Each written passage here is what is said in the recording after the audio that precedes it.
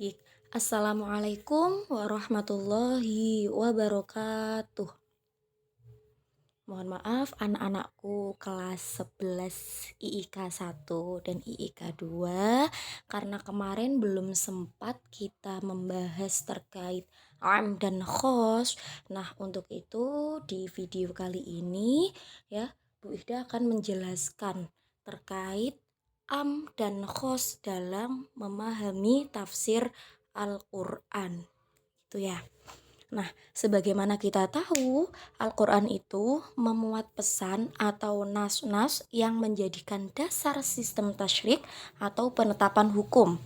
Dan penetapan hukum tersebut mempunyai sasaran kepada siapa hukum itu ditujukan. Nah, terkadang hukum itu atau seruan ayat ditujukan untuk semua hambanya yang ada di bumi, yakni bersifat umum. Tetapi terkadang ditujukan untuk sebagian golongan saja atau bersifat khusus. Nah, untuk itu supaya kita lebih memahami am dan khos, silahkan disimak baik-baik ya. Disimak dari awal sampai akhir. Nah, yang pertama kita bahas dulu nih terkait apa aja yang nanti kita akan bahas. Yang pertama nih pengertian. Bentar ya. Pengertian dulu, kemudian karakteristik lafadz am, dan yang terakhir macam-macam am, ya kan? Nah, yang pertama dulu deh kita bahas yaitu pengertian am. Am itu apa sih? Menurut bahasa dan menurut istilah bisa kamu baca ya di situ ya. Am secara bahasa umum, merata, menyeluruh. Am umum, udah tahu ya dari segi bahasa ya am artinya umum. Kemudian menurut istilah am adalah lafaz-lafaz yang digunakan Al-Quran untuk menunjukkan arti yang luas, yang tak terbatas atau yang bersifat umum. Bisa dipahami ya. Am itu sekali lagi lafaz yang digunakan Al-Quran untuk menunjukkan arti luas, tidak terbatas atau umum. Contoh lafadznya apa Bu? Nih, contoh kecilnya itu ada al-insan. Al-insanu itu kan manusia. Seluruh manusia. Kemudian ada lagi nih, ar-rijalu. Semua laki-laki. Ya, jadi yang merasa laki-laki itu ya, itu berarti kan menunjukkan sifat umum, semua laki-laki tanpa terkecuali ya kan. Kemudian ada an-nasu juga manusia gitu ya. Contoh lafadznya apa Bu? Nih, dari Al-Quran surat Al-Asr ayat 2 ya. Innal insana lafi khusr. Sesungguhnya manusia itu benar-benar dalam kerugian. Kamu pahami deh dari tafsirnya, dari artinya. Inna sungguh, insanu manusia, lafi. Ya, benar-benar dalam khusr, kerugian. Jika kita artikan keseluruhannya, maka sesungguhnya semua manusia itu benar-benar dalam kerugian. Itu kan umum ya. Bisa dimengerti? Ya, seluruh manusia yang ada di bumi itu dalam kerugian. Gitu contohnya. Kemudian ada lagi nih ayat selanjutnya.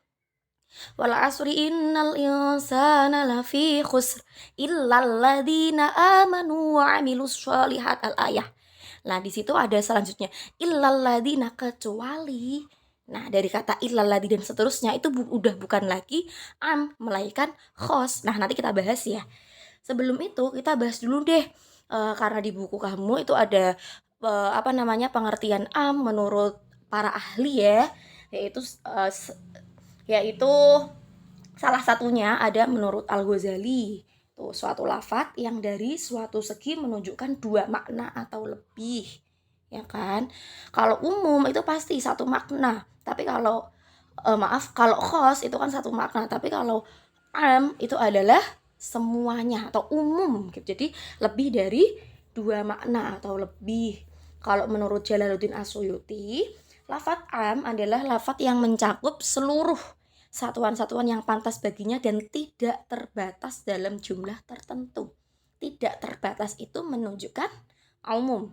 Kalau menurut Sufi Sholeh, am adalah suatu lafadz yang di dalamnya menunjukkan pengertian umum. Sekali lagi, pengertian umum menurut makna yang sebenarnya, tidak dibatasi oleh jumlah dan tidak pula menunjukkan bilangan tertentu gitu ya. Bisa dipahami ya dari pengertian am. Kemudian ada lagi nih, menurut usul fiqh. Kalau menurut usul fiqh ya, lafadz yang mencakup akan semua apa saja masuk padanya dengan satu ketetapan dan sekaligus. Ya, bisa dipahami ya. Intinya ya satu, umum, merata, menyeluruh, luas gitu. Itu kalau menurut pengertian am atau secara bahasa ataupun secara istilah ataupun menurut ahli-ahli. Kemudian yang kedua, kita bahas tentang karakteristik lafadz am. Bisa kita ketahui, karakteristik itu sama dengan ciri-ciri. Benar enggak? Benar ya? Karakteristik itu adalah sama dengan ciri-ciri.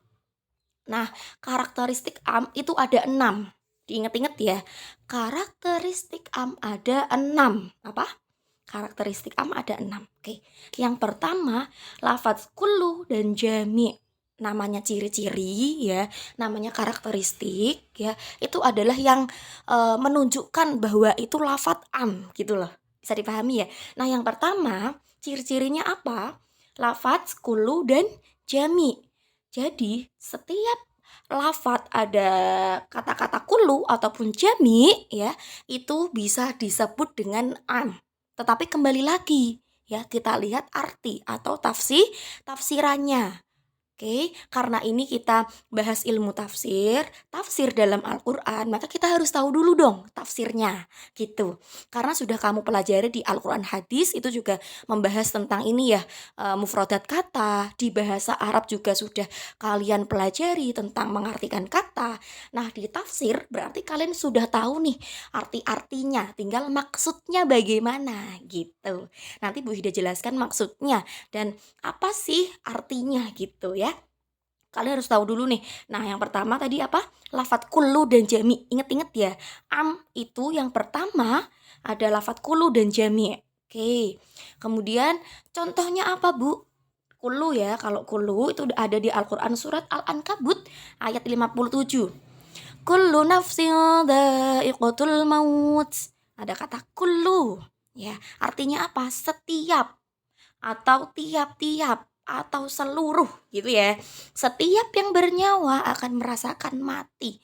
Coba deh kamu telaah, kamu pikir dulu, setiap atau seluruh orang yang bernyawa. Berarti ini kan umum, nggak ada kata khusus. Bener ya? Kullu nafsin dha'iqatul maut. Ya kan? Setiap yang bernyawa akan merasakan mati. Nah, kalau jami' contohnya apa, Bu? Min jami'i ikhwanihi minal anbiya'i wal mursalin wassahabati wattabi'in. Nah, itu juga kepada seluruh min jami'i akhwat apa tadi? Min jami'i ahlil kubur itu juga bisa ya. Jadi semua ahli kubur, nggak ada kecualian. Jadi semua ahli kubur itu dikhususkan. Maksudnya semua ahli kubur itu masuk dalam cakupan orang-orang yang berdoa tadi. Gitu ya contohnya ya. Oke, kemudian yang kedua, lafadz mufrad yang dimakrifatkan. Yuk kita tengok lagi pelajaran bahasa Arab. Yang kedua ini lafadz mufrad yang dimakrifatkan. Contohnya apa, Bu Ida? Nih, udah Bu Ida beri tanda merah ya. Az-zaniyatu waz-zani fajlidu kulla wahidin minhuma mi'ata jaldah. Az-zaniyatu, lafadz mufrad ya. Mufrad itu kan tunggal satu. Tetapi yang dimakrifatkan, cara gampangnya yang ada alnya gitulah ya. Tapi artinya tunggal ya. Oke. Nih, az-zaniyatu meskipun tunggal, Bu, tunggal itu kan khusus. Kalau kalian lebih pahami lagi, tunggal kan khusus, Bu. Kenapa masuk am? Kita lihat dulu konteksnya. Ingat lagi ya. Ini kita bahas tafsir, jadi kita harus tahu tafsirnya apa, arti keseluruhannya apa gitu. Az-zaniyatu artinya pezina perempuan. Jadi khusus seluruh pezina perempuan ya, semuanya. Ya, yang pezina perempuan, orang yang melakukan zina, dia itu perempuan gitu maksudnya ya. Dan pezina laki-laki berarti itu kan umum. Nggak hanya yang berzina perempuan tapi dia yang ini, nggak gitu kan. Ini berarti bersifat umum. deralah atau cambuklah masing-masing dari keduanya 100 kali. Jadi ini bersifat umum, orang yang berzina, perempuan maupun laki-laki, ya, dia hukumannya adalah didera atau dicambuk masing-masing itu adalah 100 kali, gitu ya, bisa dipahami ya.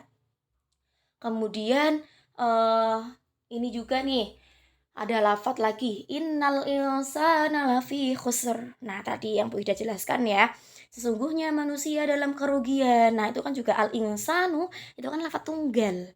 Tetapi maknanya umum ya, seluruh manusia, manusia tanpa terkecuali gitu ya. Kemudian yang ketiga, jamak ya, jamak yang dimakrifatkan. Oke, jamak yang dimakrifatkan. Contohnya apa, Bu? Kita tahu ya, kalau dimakrifatkan itu identik dengan diawali dengan al atau ada alnya. Itu buka lagi ya, pembelajaran bahasa Arab itu biasanya diajari isim nakirah, kemudian yang makrifat dan sebagainya itu kan biasanya diajari. Nah, makrifat yang di sini itu yang mengandung al, yang awalnya al atau yang ada alnya gitu ya. Contohnya ada di surat Al-Baqarah ayat 233. Wal walidatu yurdi'na auladuhunna haulaini kamilain al-ayah. Ya, artinya dan ibu-ibu hendaklah atau dan para ibu al-walidatu. Nah, di sini amnya merajuk ke al-walidatu. Al-walidatu itu artinya ibu-ibu atau para ibu. Oke, jadi ini kan umum. Semua ibu, semua orang yang jadi ibu ibaratnya gitu ya. Dan ibu-ibu hendaklah menyusui anak-anaknya selama 2 tahun penuh bagi yang ingin menyusui secara sempurna. Ini udah jelas ya, berarti kita harus tahu dulu artinya baru kita bisa menentukan ini am atau khos sih gitu. Tetapi ada ciri-cirinya ya. Tadi yang pertama kullu. Coba tirukan Bu Ida deh biar kamu sedikit mengingat. Bu Ida buatkan singkatannya. Karakteristik am itu ada 6 tadi ya. Yang pertama kullu. Oke. Kullu. Yang kedua muma. Mufrad yang dijamakkan. Muma. Mufrad yang dijamakkan. Yang ketiga jamak. Jamak yang dimakrifatkan. Apa? Jamak yang dimakrifatkan. Coba ulangi dari ketiga tadi. Kullu, muma, sama jamak. Kullu ya, kalau ada lafadz kullu ya, muma mufrad yang dijamakkan. Jamak itu adalah jamak yang dimakrifatkan. Kemudian ada yang keempat itu ada mau. Mau isna. Apa? Mau isna. Jadi awal coba. Yang pertama kullu, muma, jamak, mau isna. Oke. Kullu ada setiap lafadz kullu ya. Muma mufrad yang dijamakkan, jamak yang dimakrifatkan, mau itu adalah isim mausul, is itu adalah istifham ya. Nah, itu adalah isim nakiroh. Itu ya. Ini mungkin sedikit membantu kalian untuk menghafal karena 6 ini kan lumayan banyak ya. Atau mungkin kalian mau bikin singkatan sendiri supaya hafal juga boleh banget. Oke. Yang penting kalau dari Bu Ida tadi apa? Kullu, muma, jamak, mau, isna. Gitu ya. Oke. Next keempat, mau. Mau itu apa? Isim mausul. Yuk dibuka lagi bahasa Arabnya ya. Isim mausul itu ada alladzi, alladzina, allati, allatina, allai ya. Oke, itu kan itu isim mausul atau kata sambung, kata hubung ya. Kemudian contohnya apa, Bu? Ya, kalau ada isim mausul, kalau ada alladzi, kalau ada alladzina, kalau ada allati dan lain sebagainya itu disebut dengan am. Itu adalah ciri-ciri am gitu ya. Contohnya nih An-Nur ayat 4. Walladzina yarmunal muhsanati tsumma lam ya'tu bi arba'ati syuhada. Ya, dan orang-orang yang, arti orang-orang yang itu adalah umum ya, wong-wong sing gitu kan. Dan orang-orang yang menuduh perempuan baik-baik berzina dan mereka tidak mendatangkan 4 orang saksi ya, itu kan umum. Orang-orang sopo wonge sing nuduh wong apik-apik berzina, ibaratnya gitu. Siapa saja kan bisa diartikan gitu juga. Jadi alladzina ini masuk kategori umum. Ada lagi nggak Bu contoh lainnya? Ada nih. An-Nisa ayat 10. Bisa kamu sambil buka Al-Quran ya. Innalladzina ya'kuluna amwalal yatama zulman innama ya'kuluna fi butunihim naro al-ayah. Ya, artinya innalladzina sesungguhnya orang-orang yang ya'kuluna memakan harta, ayakuluna memakan amwalal yatama harta anak yatim, al-ayah ya. Nah, di sini kata alladzina sesungguhnya wong sing atau orang-orang yang memakan harta anak yatim, berarti semua orang tanpa terkecuali yang makan harta anak yatim ya secara zalim, maka mereka adalah menelan api neraka, gitu deh artinya. Bisa dipahami ya, setiap ada kata alladzi, alladzina, allati itu termasuk an. Oke, bisa dipahami. Yang kelima is itu apa? Istifham. Istifham apa? Istifham, kata tanya atau isim syarat. Ciri-cirinya ada apa aja?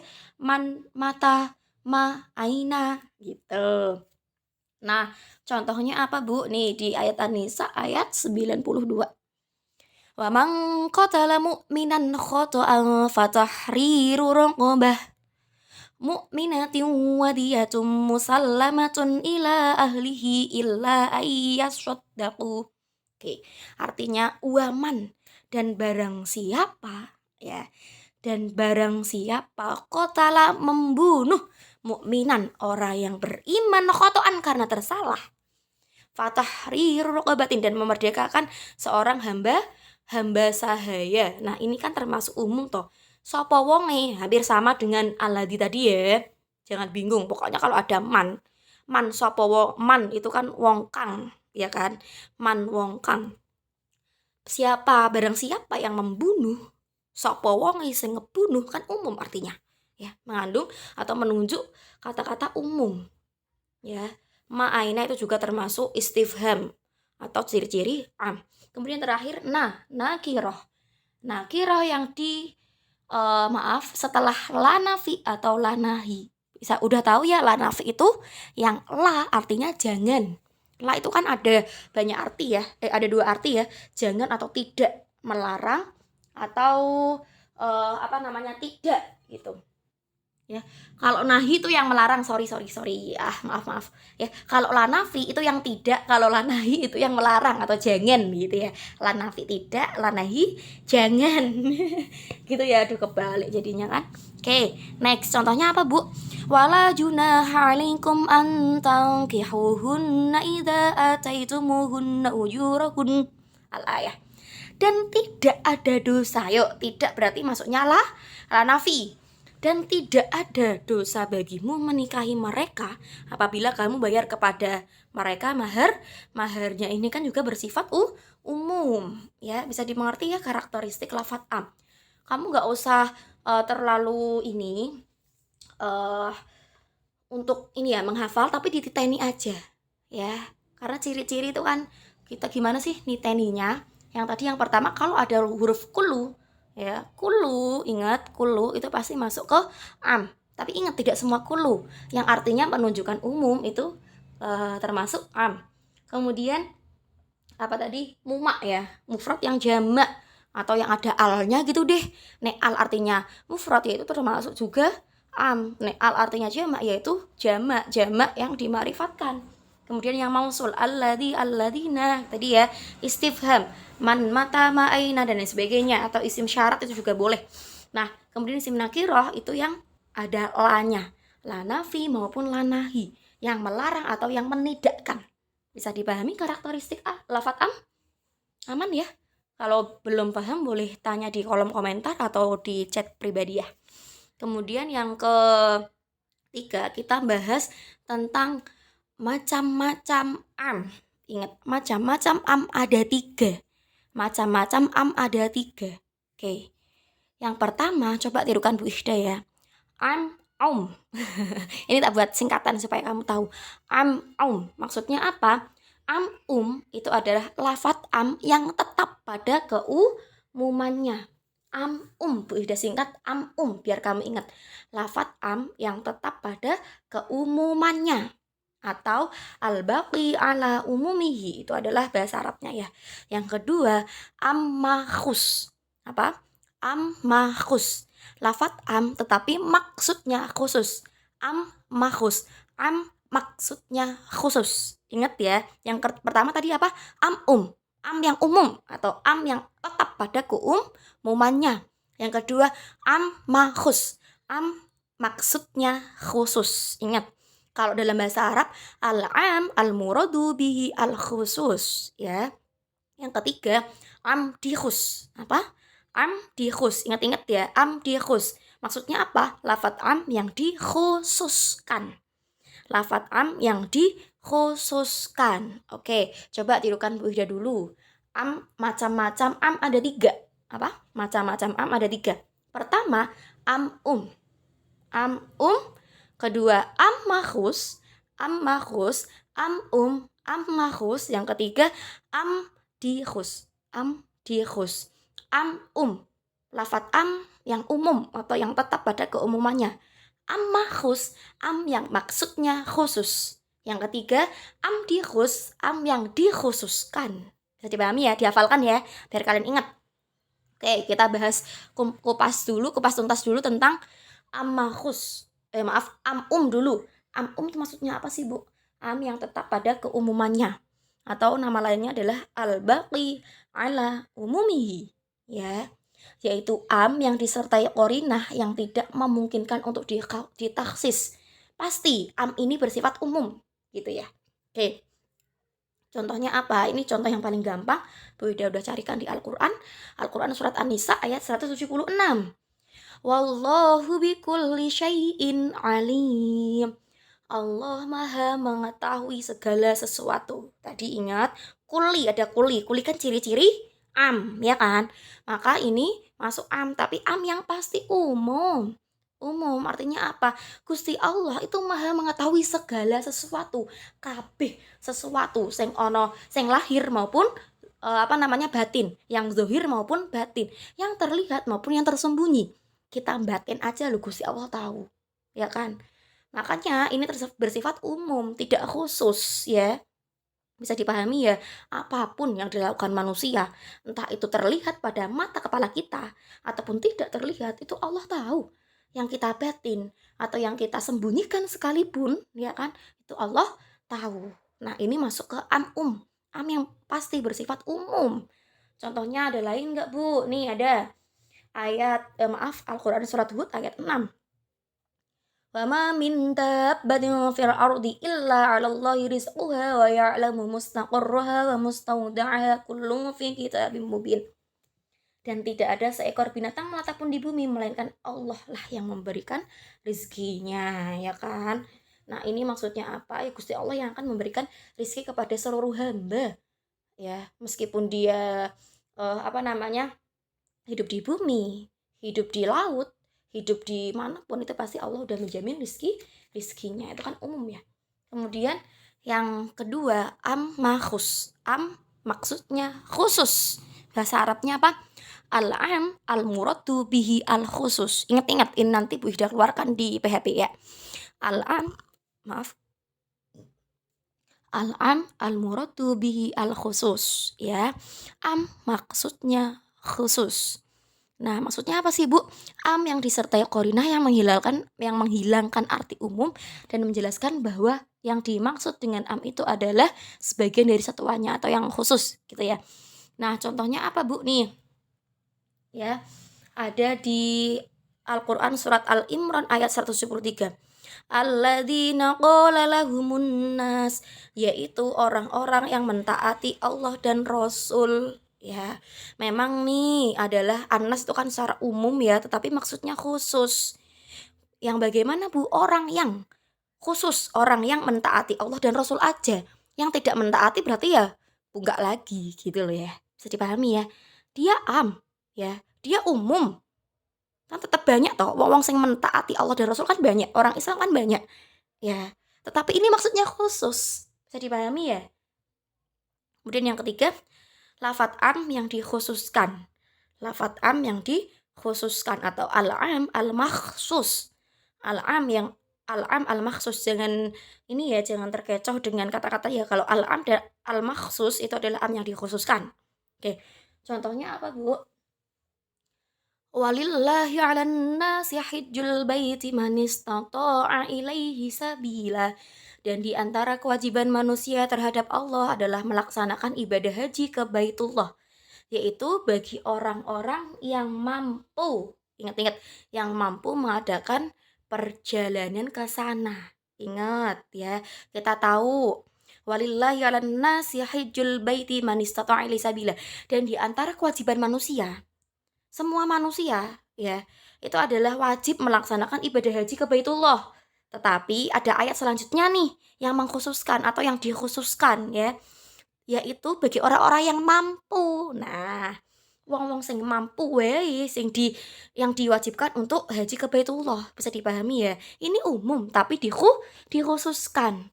Wajib loh ke haji, haji ke Baitullah, ya kan? Tetapi untuk orang yang mampu. Ada ayat selanjutnya yaitu orang yang mampu mengadakan perjalanan di sana. Wong sing ora mampu gimana Bu? Berarti ya enggak toh. Ya kan? Itu kan dikhususkan. Ini umum tapi dikhususkan. Dikhususkan kepada siapa? Dikhususkan kepada orang yang mampu melakukan perjalanan di sana. Oke, bisa dipahami ya? Aman ya? Macam-macam am ada 3 ya. Coba dibaca. Diingat-ingat lagi. Apa? Am yang tetap pada umumnya atau al-baqi ala umumihi. Kemudian yang kedua, am makhus. Am maksudnya umum. Am maksudnya khusus. Am maksudnya khusus. Al-am al-muradu bihi al-khusus. Yang ketiga, am dikhus atau al-am al-makhsus. Oke, dihafalkan ya nama lainnya ya. Oke, next. Kita bahas apa nih? Oke, tunggu ya. Oke, kita langsung bahas khos ya. Karena dikit aja yang penting kalian paham. Ketiga tadi aja deh. Am tadi apa? Umum, merata, menyeluruh ya. Kemudian kalau karakteristiknya tadi ada berapa? 6. Ingat. Kullu muma' jama' mau isna. Kullu muma' jama' mau isna. Kullu ya lafat kullu, muma' mufrad yang dima'rifatkan, jama' yang dima'rifatkan, mausul istifham nakirah. Kalau tadi macam-macam am ada 3. Am am makhus, am dikhus. Am yang umum, am yang tetap pada keumumannya, am makhus, am tetapi maksudnya khusus, am dikhus, am yang dikhususkan. Oke, sekarang kita next bahas khos. Khos apa aja sih Bu Ida yang kita pahami? Sama, kita bahas tentang pengertian, karakteristiknya atau ciri-cirinya, kemudian macam-macam khos. Langsung aja ya. Oke, yang pertama pengertian khos. Oke, dari bahasa jelas khos ya khusus ya, yang mengkhususkan atau yang menentukan. Dari bahasa itu dari kata isim fa'il ya. Khoswasa yukhsisu yukhsisun khos ya, khosin. Tahu ya? Khoswasa yukhsisu yukhsisun khosin ya. Artinya yang mengkhususkan atau yang menentukan. Istilah lafadz khos, suatu lafadz yang menunjukkan makna khusus ya. Kalau am umum, kalau khos khusus. Ingat ya, am umum, khos khusus. Ingat ya.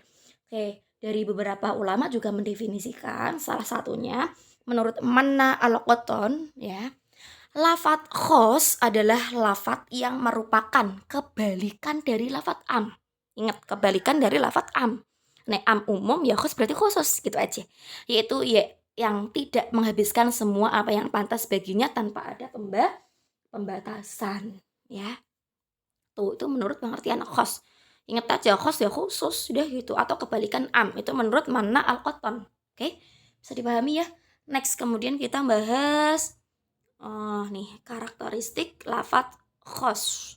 Sama, karakteristik lafadz khos itu ada 3 ya. Coba tirukan najudiba. Aneh ya. Najudiba. Nah, itu nama seseorang. Jumlah atau bilangan tertentu. Diba itu dibatasi dengan sifat tertentu. Oke, kita bahas nama. Yang pertama, lafadz yang menyebutkan tentang nama seseorang, jenis, golongan, atau nama sesuatu. Kamu bisa tahu ya nama seseorang berarti khusus. Wahai Maulana misal nih, berarti kan khusus untuk Maulana saja. Wahai Ahsan misal, aduh, saya tak inget-inget kok Ika satu. Wahai Ahsan, ya kan? Berarti khusus kepada Ahsan saja. Wahai Faiz, berarti khusus kepada Faiz saja. Gitu contohnya. Ya, menunjukkan nama. Ingat kalau nama pasti kan khusus, kamu yang disebutkan. Ainun, Salma, Laila, ya, Elena dan sebagainya. Itu kan nama-nama orang yang dikhususkan. Berarti kalau kamu dipanggil ya berarti khusus kamu gitu ya. Nah, di surat Al-Fatih nih. Ayat 29 Al-Fath ya. Muhammadur Rasulullah walladzina ma'ahu asyidda'u 'alal kuffari ruhama'u bainahum. Artinya Muhammad adalah utusan Allah. Dari kata itu sampai Muhammadur Rasulullah itu loh. Nah, itu berarti kan pasti ya. Nah, hanya Nabi Muhammad yang menjadi utusan Allah. Di ayat ini berarti khusus. Muhammad adalah utusan Allah, tidak ada selain Muhammad yang diutus oleh Allah dalam ayat ini, ya. Oke. Bisa dipahami ya, itu kan nama menunjukkan nama orang. Nah, nama contohnya Muhammadur Rasulullah. Yang kedua, lafadz yang menyebutkan jumlah. Apa? Jumlah atau bilangan tertentu dalam satu kalimat. Nek menyebutkan jumlah atau bilangan itu juga termasuk khos karena khusus. 3, 2, 1, 5, 10 itu kan khusus toh. Oke, contohnya Al-Baqarah ayat berapa tuh? 228. Wal mutallaqatu yatarabbasna bi anfusihinna salasata. Tuh. Salasata quru. Ya. 3 quru atau 3 kali suci maksudnya tuh. 3 itu kan angka atau jumlah. Artinya apa sih, Bu? Dan para istri yang diceraikan wajib menahan diri mereka menunggu 3 kali quru atau 3 kali suci. Ya, kalau kita tafsirkan, kalau misalnya nih naudzubillah ya, kamu dicerai tapi kamu dalam keadaan haid, ya, kamu harus menunggu 3 kali suci dulu, gitu maksudnya ya. Menahan diri 3 kali suci dulu, masa iddahnya itu loh maksudnya, masa iddahnya ya 3 kali suci. Oke, biasanya rata-rata muslimah Indonesia itu paling setidaknya kan 15 sampai 20 hari ya sucinya. Kayak kita nggak bahas itu, kita nggak bahas fikih, kita bahas tafsirnya. Ya, kita bahas karakteristik lafal khos dulu ya. Jadi kan ada kata salah satakuru. Nanti kalau ada arba'ina sanah berarti kan 40 tahun. Nah, itu juga termasuk khos. Khusus, berarti khusus 40 tahun. Apalagi ya? Kan banyak ya di Al-Qur'an ya. Kamu bisa cari atau bisa kalau kalian menemukan angka, jumlah, ingat ya. Ini juga kembali lagi kita bahasa Arab. Nek kamu ngerti bahasa Arab, tahu artinya pasti tahu kok, ya. Soalnya kalau Bu Ida ajari bahasa Arab kan, aduh jadi mata pelajaran tafsir atau bahasa Arab ini nanti, gitu ya. Intinya kalau ada kata-kata atau kalimat yang menunjukkan arti bilangan atau jumlah, itu adalah karakteristik atau ciri-cirinya lafadz khos, ya. Karena khusus, cuman 3 kali suci, cuman 40 tahun, contohnya kan gitu, ya kan. Cuman sekali, cuman 2 kali, cuman 3 kali, dan sebagainya. 100 kali cambuk, nah itu juga khusus ya. Oke, bisa dipahami ya. Kemudian yang terakhir, diba.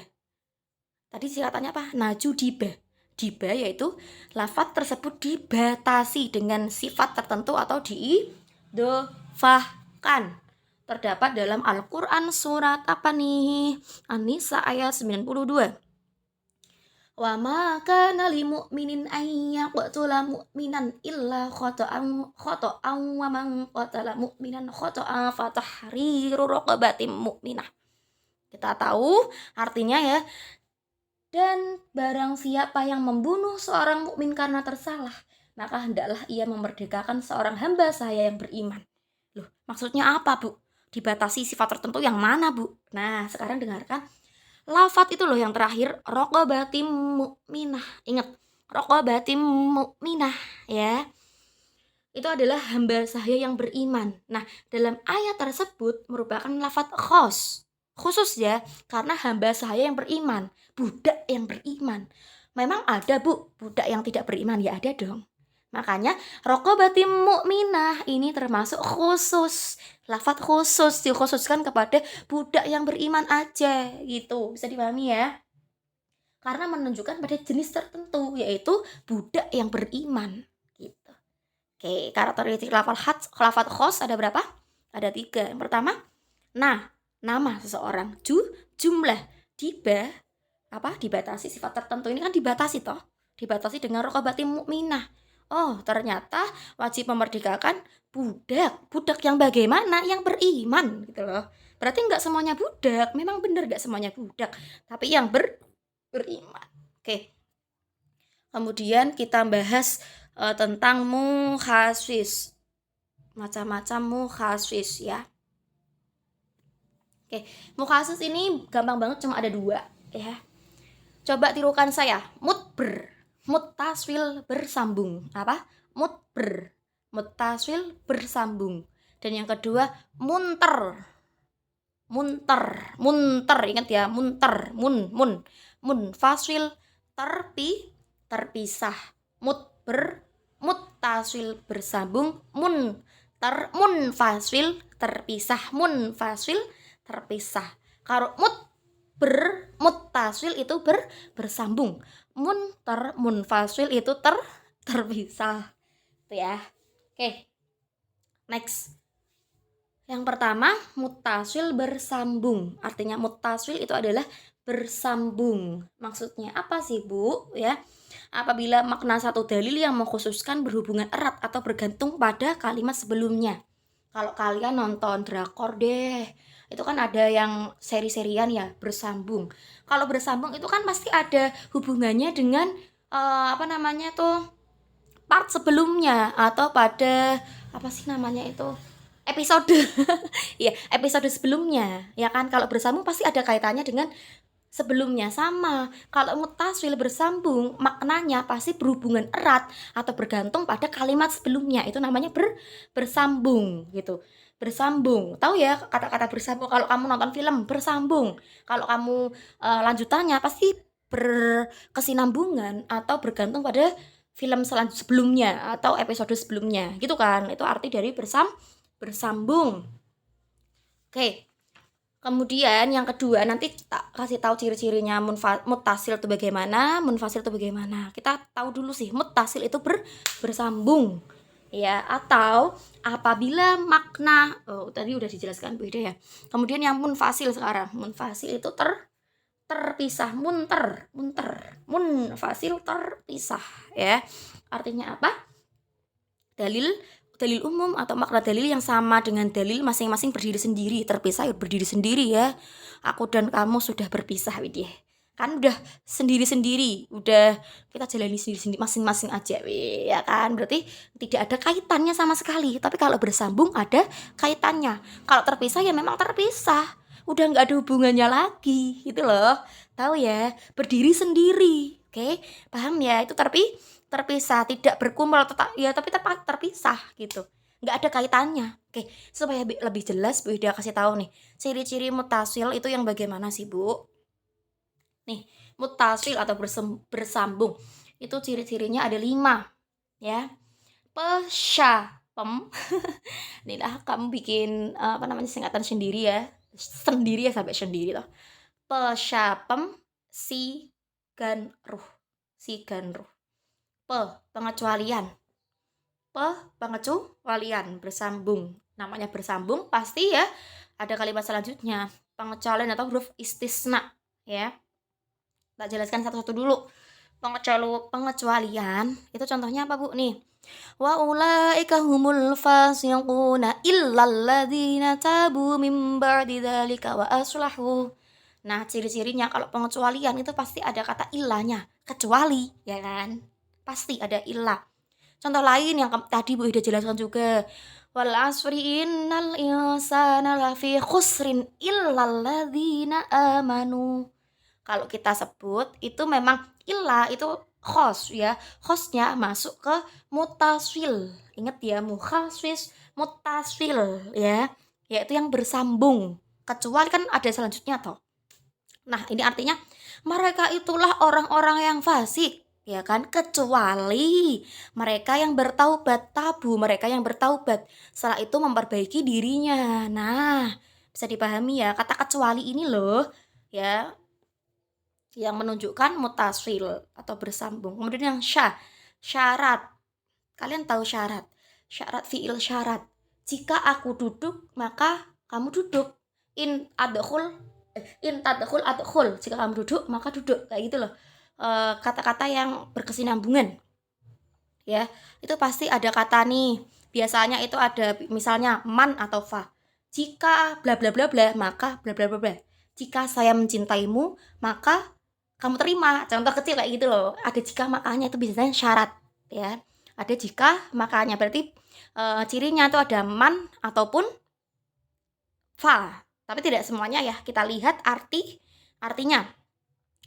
Walladzina yabtaghunal kitaba mimma malakat aymanukum fakatibuhum in alimtum fihim, ya. Tuh. Dan jika hamba sahaya yang kamu miliki menginginkan perjanjian, hendaklah kamu buat perjanjian kepada mereka. Ini kan khusus toh, menunjukkan arti khusus. Nah, pembatasan atau goyah ya, kesudahan, goyah, batasan. Contohnya, wa ma kunna mu'adzibina hatta nab'atsa rasula. Kami tidak artinya kami tidak akan mengadab sampai kami mengutus seorang rasul. Ingat, lafaz wa ma kunna mu'adzibina. Kami tidak akan mengazab pada ayat di atas bersifat umum. Benar nggak? Kami tidak akan mengazab. Ya, kemudian dilanjutkan nih, akan tetapi keumumannya dipersempit pengertiannya dengan adanya goyah atau pembatasan. Yang mana bu pembatasannya? Hatta, itu loh, hatta nab'atsa rasulan. Itu adalah pembatasnya, sampai kami mengutus seorang rasul. Dah, yang keempat, sifat. Sifat maksudnya apa bu? Nih, contohnya ya ayyuhalladzina amanu la tadkhulu buyutan ghayra buyutikum hatta tasta'nisu wa tusallimu ala ahliha al-ayah. Wahai orang-orang yang beriman, janganlah kamu masuki rumah yang bukan rumahmu sebelum meminta izin dan memberi salam kepada penghuninya. Ini kan sifat toh, ya kan? Jangan kamu masuki rumah yang bukan rumahmu sebelum kamu meminta izin. Itu kan mengandung sifat. Minta izin dan memberi salam, itu kan sifat atau adab gitulah ya, memberi salam kepada penghuninya. Yang demikian itu lebih baik bagimu agar kamu selalu ingat. Oke, contoh yang lain apa bu? Wa man qatala mu'minan khata'an fatahrirun raqabatin mu'minah. Sifat yang mengkhususkan dalam ayat tersebut yaitu sifat mukmin. Wa man qatala mu'minan. Nah, mukmin kan sifat, muslim ya sifat, kafir. Nah, itu juga sifat. Ya ingat ya. Tahu ya sifat ya. Sifat ya sikap gitulah ya. Orang mukmin, orang kafir, orang yang beriman, orang yang berilmu. Ya, itu kan juga termasuk sifat. Nih juga amanu, orang yang beriman itu juga sifat. Maksudnya ke mutasil, bersambung. Yang terakhir sebagai ganti, garuh ya, ganti keseluruhan. Badalul ba'di minal kul ya. Walillahi 'alan nasi hajjul baiti man istata'a ilaihi sabila. Ini hampir sama-sama ayat yang tadi Bu Hida jelaskan. Artinya, dan di antara kewajiban manusia terhadap Allah yaitu mengerjakan haji, ya kan? Melaksanakan haji ke Baitullah bagi orang-orang yang mampu mengadakan perjalanan ke sana. Ya, bisa dipahami ya. Mampu ini kan menggantikan orang-orang yang hanya orang-orang yang mampu yang diwajibkan untuk melaksanakan ibadah haji.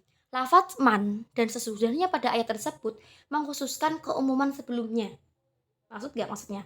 Arti sebagian orang yang mampu mengganti keumuman wajibnya manusia untuk haji. Kata-kata mampu itu kan menggantikan toh.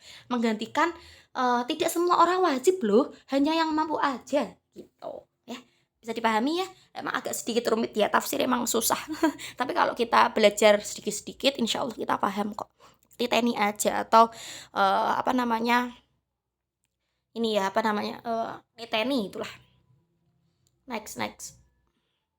Mutasil, sekarang kita bahas mutasil bersambung. Kok mutasil bersambung salah nih, Bu Ida salah ketik ya. Mutasil itu Astagfirullahaladzim, ini lupa nggak diedit sama Bu Ida. Yang kedua munfasil, munfasil terpisah. Maaf ya, aduh jangan ini ya, jangan keliru ya. Ini ada revisi dari Bu Ida. Oke, sekarang namanya terpisah itu kan berdiri sendiri. Contohnya apa Bu? Nih yang pertama ya, itu ada Al-Quran ditaksis dengan Al-Quran. Maksudnya apa? Ditaksis dengan ayat lain. Nah, contohnya nih, wal mutallaqatu yatarabbasna bi anfusihinna salasatan quru, ya kan, wanita yang ditalak hendaklah menahan diri sampai 3 kali. Tetapi ayat tersebut kan umum, tapi ada khususnya 3 kali quru, ya kan, mengkhususkan bagi orang yang haid tadi ya, untuk menunggu 3 kali suci. Nah, ini ya ditaksis, dikhususkan lagi dalam Al-Qur'an. Yang mana bunyinya Bu? Wallahi lam yahidna wa ulatul ahmali wa ajaluhunna ayyadhna hamlahun. Dan begitu perempuan-perempuan yang tidak haid. Nah, ini kan tadi contohnya orang-orang yang haid 3 kali suci, ya kan? Nah, ini dikhususkan lagi. Lah terus bagaimana orang yang tidak haid gitu kan? Logikanya gitu.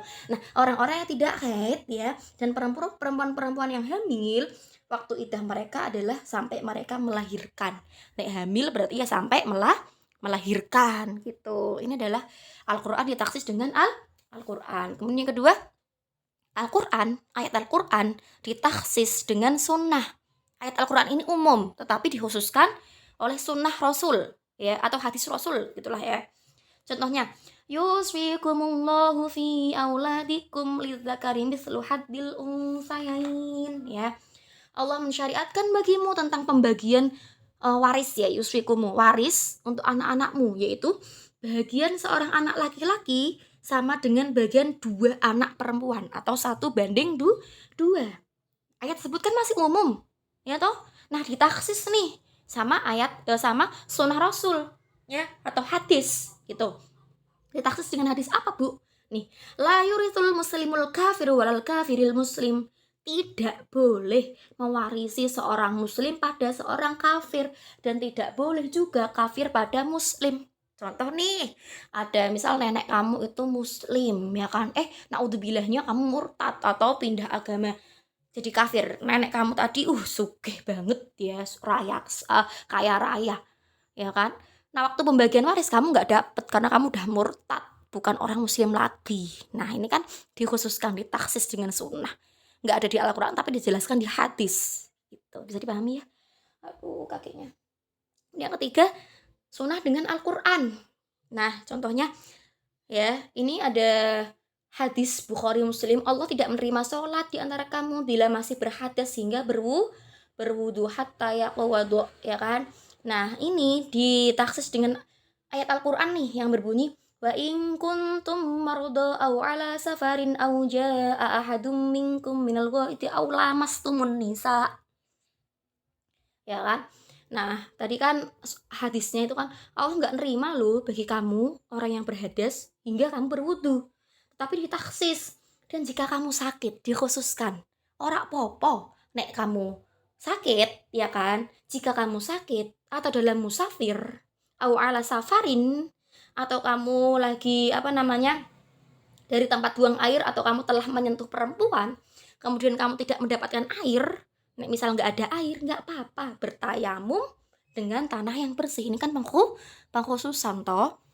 Padahal kalau di sunnah itu nggak boleh kalau misalkan kamu berhadas sebelum kamu berwudu gitu. Tapi ini adalah rukhsah atau keringanan bagi orang-orang yang sakit, yang tidak ada air, dan yang berpergian. Paham ya? Yang keempat, sunnah ditaksis dengan sunnah atau hadis ditaksis dengan hadis. Contohnya nih, tanaman yang dengan siraman hujan zakatnya adalah 1/10. Tapi ditaksis, tidak wajib zakat tanaman yang kurang dari 5 wasok ya. Nah, maksudnya tuh gini, dalam hadis yang lain itu kan menyebutkan tanaman yang dengan siraman hujan ya, itu adalah zakatnya 1/10. Tetapi ditaksis, dikhususkan yang kurang dari 5 wasok itu tidak wajib zakat gitu. Maksudnya yang terakhir, mentaksis dengan kias ya. Mentaksis dengan kias ini hampir sama sih kayak sunnah ditaksis dengan pendapatnya ulama ya, atau ijma gitulah ya. Contohnya kalau di sini menunda-nunda pembayaran bagi orang yang mampu halal dilanggar kehormatannya dan boleh dihukum. Hadis tersebut kan umum ya kan. Menunda-nunda pembayaran bagi orang yang mampu. Ya kan? Ini kan umum toh. Siapa saja yang menunda pembayaran hutang padahal ia mampu untuk membayar, termasuk ibu atau bapak, kemudian dikhususkan yaitu bukan termasuk ibu dan bapak dengan menjelaskan kias fala taqul lahuma uffin wala tanharhuma wa qul lahuma qawlan karima. Tidak boleh memukul melanggar kehormatan kedua orang tua adalah hasil kias dari larangan mencangkup Nah, kamu tahu surat apa sih? Al-Isra. Wa qada rabbuka alla ta'budu illa iyyahu wa bil walidaini ihsana imma yablughanna 'indakal kibara ahaduhuma aw kilahuma fala taqul lahumā uffin. Fala taqul lahumā uffin. Dan janganlah kamu mengatakan kalau dalam Al-Qur'an gitu. Nah, menurut para ulama kias ya ini ya. Itu kan misalnya kamu disuruh San tolong belikan lombok. Nggak usah lah mak gitu misalnya kan. Itu kan kayak apa namanya menolak ya kan. Nah ini kalau menurut sebagian ulama itu adalah mencangkup tidak boleh memukul atau melanggar kehormatan kedua orang tuanya. Karena memukul atau melanggar kehormatan lebih tinggi kadarnya menyakitkannya daripada mengucapkan Ya memang di dalam Al-Quran tidak dijelaskan memukul, kemudian dan sebagainya itu adalah yang apa namanya durhaka kepada orang tua, tapi itu mencakup ke dalam kata ufin tadi. Itu ya bisa dipahami ya. Aman ya. Munfasil, ingat ini munfasil terpisah. Oke.